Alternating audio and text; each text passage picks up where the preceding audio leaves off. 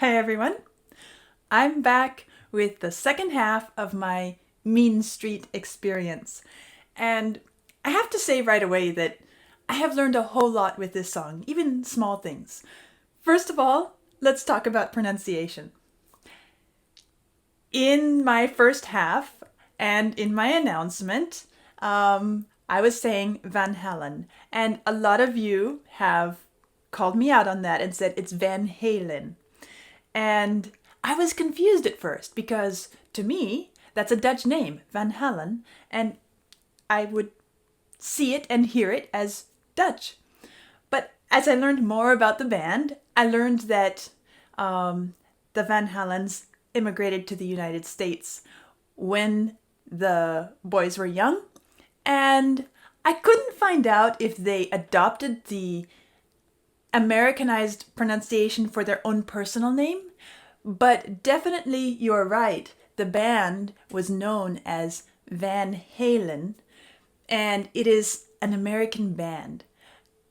I kind of laughed a bit because I can understand it's a common thing in the United States. You come from another country, you change your last name or you adjust the pronunciation. It's even true in the history of my last name of Schaefer. And also, I thought I would tell you, we have two towns in this state. Well, there are more than two, but the two that come to mind. One, we call Milan. Not Milan, Milan. And if anybody dares to try to pronounce it Milan, the locals will look at you as if you have three heads. And the same with Lafayette. And it's not Lafayette, although it was named after a Frenchman. It is Lafayette. And if I try to say Lafayette, hun, you don't know what you're talking about. You ain't from around here. It's Lafayette. And so, there we go. I will do my best to say Van Halen, because I feel like that's representative of the band and the correct approach. But you'll have to forgive me if I slip up, because it's true, I still hear it and see it in my mind as Van Halen. So, moving on. It seems this band was a sort of family affair. It included two brothers, Eddie and Alex, and later, Eddie's son, Wolfgang. Now, I couldn't figure out whether they pronounce him Wolfgang or Wolfgang, but I'm just going to say Wolfgang because that's the best I can do right now because I couldn't find that detail. Or I didn't take time enough to look for that detail. Just a side note, Wolfgang was named after Mozart, Wolfgang Amadeus Mozart. It seems that Eddie chose the name because he wanted to name him after the man behind The Marriage of Figaro and Symphony No. 41, which is sometimes called the Jupiter Symphony. And I found that fascinating because here we have a rock musician and he's naming his child a very unique, unusual name belonging to a classical composer. And it seems he has a lot of classical inspiration and background in his life. As far as family musical influence and tradition go, Eddie's father was a pianist, a clarinetist, and a saxophonist. So there's a multi-generational history of musicians and music making in the family. I guess I can relate to that. In terms of the lyrics of this particular Mean Street song, I found a couple photos claiming to be David Lee Roth's original handwritten lyrics from 1981. I have no way of knowing if that's true or not, but I thought I'd just share them here because you might like to see them, and if anybody knows any more about it, I'd be curious. Now on to the music. Harmonically, there's very little of much interest going on in this song. You'll notice that a lot of the songs I've reviewed so far, I've really gotten into the harmonic analysis a bit. There's not much here, and that raises the question, where do we get all this energy from? Because if it's not coming from the harmonies, what is it? What is making it interesting to listen to? It has to have something, because otherwise, nobody would care about it. And when we start deconstructing it, we begin to see what that something is. So let's start at the beginning with the intro. It opens with this funny little thing happening on the guitar, where Eddie is using a certain technique to get these little percussive tappy sounds. And if I were a guitarist, I could get all excited about the details of how it's done and his skill and all of that. I'm not a guitarist. And I'm going to look at it more from the musical perspective because that is interesting too. So I want to talk about the aural effect that comes from this technique that he's using and how he's using it. He uses it to create a sort of energetic dance-like rhythm, and his tapping gives the vibe of maybe tapping on a small drum head or something like that. What is this rhythm exactly that is coming out in this intro? Because that has a lot to do with why it gives the effect it does. Well, it's made out of 4 beats. We're all probably pretty familiar with beats. You know, we think 1, 2, 3, 4. But I want to dig a little deeper.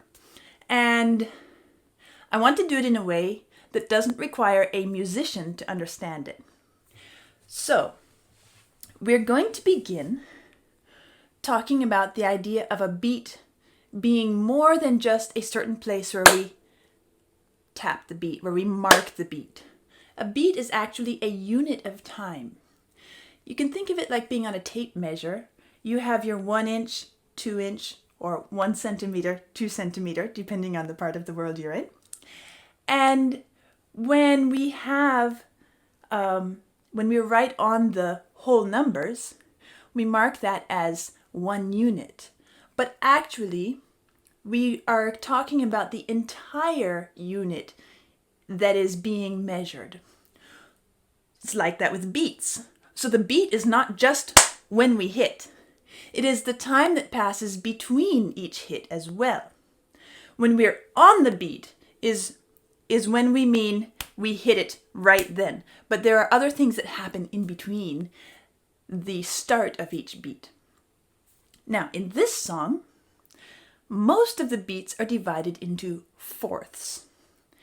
And music students have to learn how to keep track and identify and measure all these different parts and divisions. I'm going to show you a little shortcut today, which you can easily do even if you've never studied music.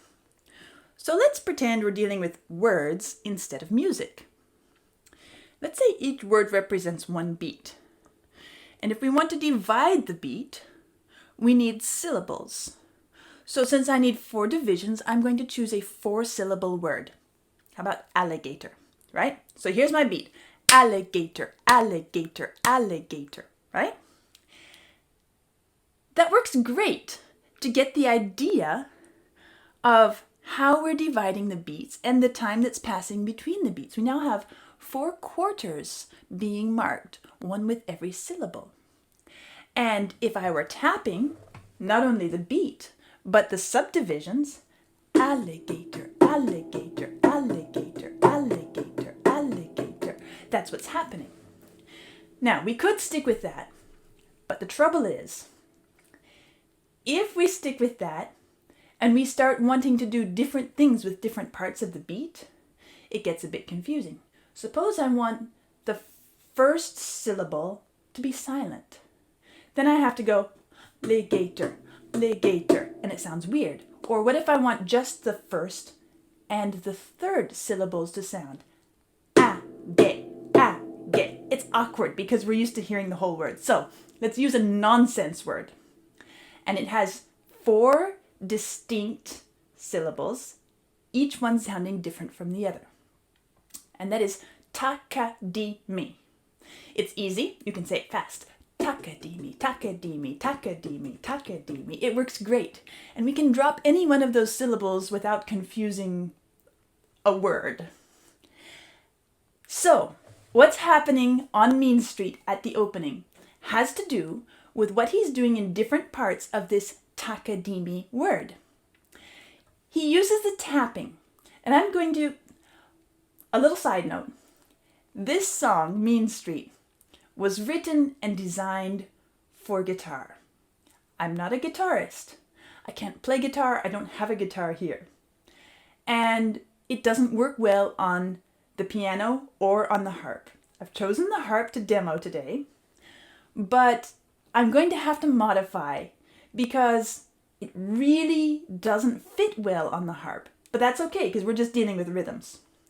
So when he does his fancy little finger tapping, I think they're called tap-ons or something like that, I'm going to represent that with a tap on the soundboard.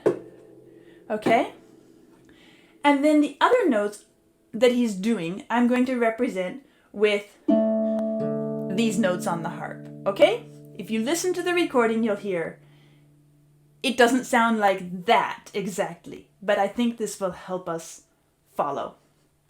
So, the way he does it is he has 4 of these syllables, 4 beats, and each one has a pattern. Now, if we mark here, you can see there's a beat, there's a beat, there's a beat, and you see the 4 parts of the beat coming down like this. Okay, so I'm going to write ta, ka, di, mi on every single one of these. Ta, ka, di, mi, ta, ka, di, mi, ta, ka, di, mi. Now we have our map, our grid on which we work. Now, you see these funny little X markings. That's where he's doing his little tapping business, which is going to be with this hand. And this over here is going to be the normal looking notes, which are these. All right, now we've got our pattern. It's easy. We go ta, ka, di, mi. All right, so ta happens here. Ta, ka, di, mi.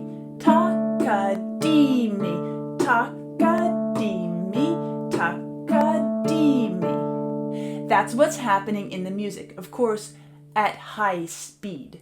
This is very slow, but that is exactly what he's doing. Now, why do we need to understand that? Because this dancey type sound, rhythm, vibe that we get, the energy of this, is because sometimes the pattern is happening on the ta, and we hear a note on the ta. And so we start to feeling ta-ka-dee-me, ta-ka-dee-me, ta-ka-dee-me, ta-ka-dee-me. We feel very solid on the beat. And then just as we settle into it, he switches it. Ta-ka-dee-me. So we have the ta not happening with a pitch, but it's happening with the little tapping percussive notes that he's playing. And it throws us off a bit. Our expected ta ends up being on ka. And so it kind of keeps us on the edge of our seats a little bit. We want to move. We don't settle. It's this sort of energized sound, rhythm, and that's how the song starts out.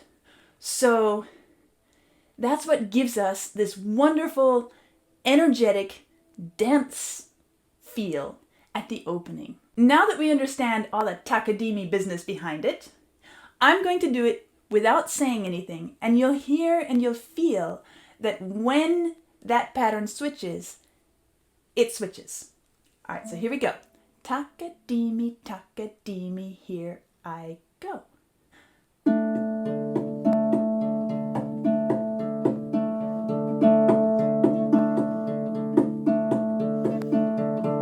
And so forth.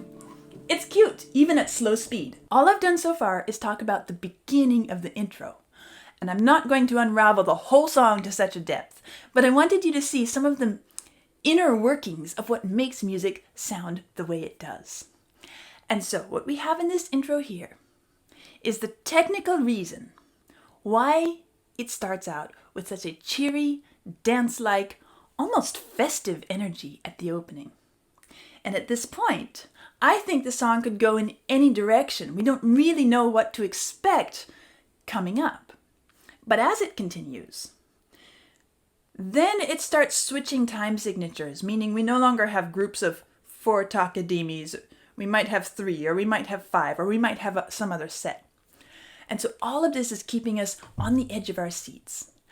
I can't help but compare it with some of Bartok's piano music. Bela Bartok was a Hungarian classical composer of the 20th century, and he wrote a lot of piano music, some of which is a very important part of any advancing piano student's studies.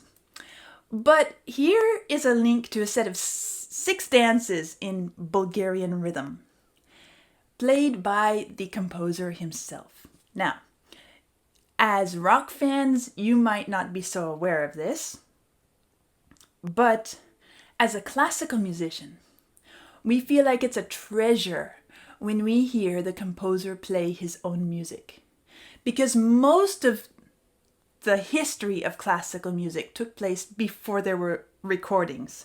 And so we're left with this whole science and world built around trying to understand what the composer intended or how he would have heard it in his own lifetime. Bartok was late enough in time that we have this gift of his own playing of his music. And I think you'll enjoy hearing the rhythmic and stylistic similarities. All 6 of the dances are exciting. They're short. But at least take the time to hear the opening of the second dance, because that's the one that I think might be the easiest to pick out the similarities between it and the Van Halen introduction. And it's really not so surprising, is it, when we remember that Eddie obtained a classical and jazz heritage from his childhood and upbringing. So now, moving on, we passed this first part of the intro, and we're now formally introduced to what I have learned, another thing I've learned in recent weeks. It's called a riff, which I would describe as a sort of hybrid between ostinato and motif from my musical world. It's some short little musical idea which both serves as the background over which the song is built, and at other times kind of pokes its head out and says, "Hi," and reminds us that Mr. Riff is still really here and he's interested in being recognized. This riff in Mean Street also, I think, is a very Bartok-esque sound. I can easily imagine encountering it on some one of his Mikrokosmos pieces like the Bulgarian Dances that I linked to just a moment ago. Now, when I was listening to it for the first time, I was really settling in at this point and enjoying this light, almost gentle energy of it. When the drums entered, I was completely caught off guard. As those first beats tumbled in, I was literally startled and jumped. I thought maybe something was falling somewhere. I don't think the camera fully caught my internal reaction, although you do see a moment of surprise on my face. But the drums actually aren't what I'd call terribly aggressive when they enter. However, they are little fireballs of energy, and the music quickly settles into the form it needs to introduce the voice at this point. Now, when the voice enters, I'm reluctant to call this vocal part a melody, because to me it's more declamatory in nature, and to write it out in melody doesn't really capture all that's being done. And the more I listen to the song, the more I think it does well at portraying a restless adolescent or mildly rebellious teenager. Not a bad kid, just a bit belligerent, like he's trying to portray meanness, but that's not really who he is at heart. And here is where I want to mention one of the other things I've learned in the course of studying this song about the difference between heavy metal and hard rock. I have learned that in general, heavy metal likes to tackle serious, dark subjects. It seems to be focused on addressing the dark side of reality and gravitates towards minor chords and tonalities and heavy sounds. Whereas hard rock is not so focused on social and societal issues. It tends more towards sex, drugs, and such, and its sound is more major rather than minor. And many of you pointed out that I was mistaken to call this heavy metal. I guess it's too cheery and optimistic for that. But even though I'm no expert in identifying the various genres and subgenres in this whole rock world umbrella, I can also understand why someone might want to call this metal music, because it does seem to try to tackle a reality of life which has serious societal implications. But when I compare it to Metallica's And Justice for All, or King Diamond's At the Graves, or my most recent as well as the earliest metal song I've listened to, which is Black Sabbath's Black Sabbath, I do hear a distinctly different mood in the music. And even though the lyrics are tending towards trying to tackle something a little bit serious, they're not pushing into the profound depths of the topic. So I think I understand, at least on some level, what you're all saying about this is not heavy metal. This is hard rock. And I hear that there is a difference, although I haven't heard enough hard rock to really get myself solid on identifying it on my own. But I guess I'll get there. Once we get into the verses of the song, the music doesn't change a lot, rhythmically or structurally. But as the verses progress, we do hear the mood change a bit.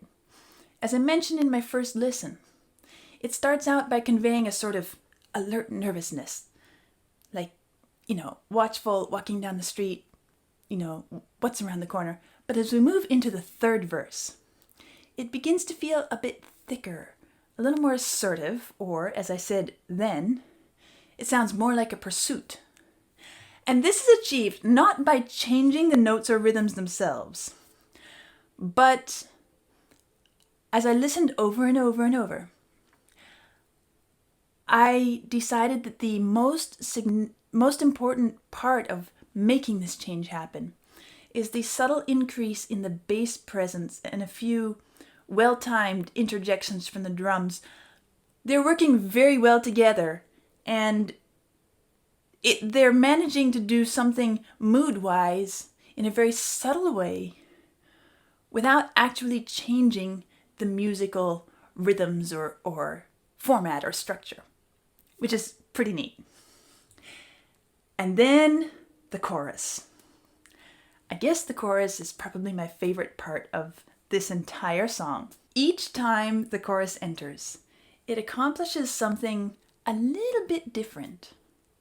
The first time we hear it, it's a sort of manifesto, a kind of a national anthem for this street. I feel like it conveys a sense of ownership, even pride. But then the second time it comes around, the lyrics are a bit different, but also the singer shifts a bit to give it overtones of what came across to me as sarcasm, or maybe even a hint of bitterness. And that is how we are sent into the guitar solo with the command to dance, baby, which to me feels more like a code word to indicate some sort of mischief is going on in the neighborhood. The third time the chorus comes around, it's harder, it's less caring. At least it's trying to put on a tough face. But just as soon as we think we're watching the makings of a criminal, instead of turning dark, we're thrown into this beautiful, tender, even wistful reprise of the chorus, with the last verse stacked on top of it. And that is such a special moment in the song. We're made to understand that this is still an innocent kid, and all this toughness is bluster.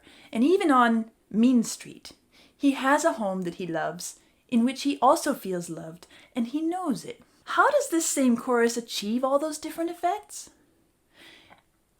what makes it contrast so strongly against the verses? The main element is the little bit of chorus harmony that shows up. It uses a sweet combination of notes, which smooth and calm the music. And they're held extra long so that we know it's not just a passing mood, but is truly very much at the heart of the neighborhood and embedded in the life of this character. This is the outstanding feature of the chorus, and this is what is used to shade the different moods, depending on the volume and balance of all the various parts in the ensemble. Do we hear those long notes sticking out more, a stronger presence, or do we hear them underneath? What's the tonal colors of the singers? Or in the final chorus and verse stack, what I first identified as a sort of horn sound, and you pointed out that it's probably the guitar creating that sound. I guess that's the first electric guitar sound that I find attractive in its own right, not just as being suitable and belonging to the music, but a sound that I feel that I gravitate towards. So there, I've finally found something in the electric guitar that I think is a sound that is beautiful all on its own. So, do I like this song? It was very interesting to me and I learned a whole lot, and there are things I like about it, especially the final chorus and verse section. Will it go on my playlist? Not at this point. I'm not that much into this style of rock dance music, and it doesn't pull me in that way. But I do appreciate it, and I did enjoy the experience. Well, today we commemorate 2 years since Eddie's death. And it's a good time to remember that the production of art is not only about the one who is creating it, although that is important, but it is also about all who continue to enjoy and appreciate it even after the artist has passed away. And real art does endure for years and generations. And I think this is a good moment for us to remember that.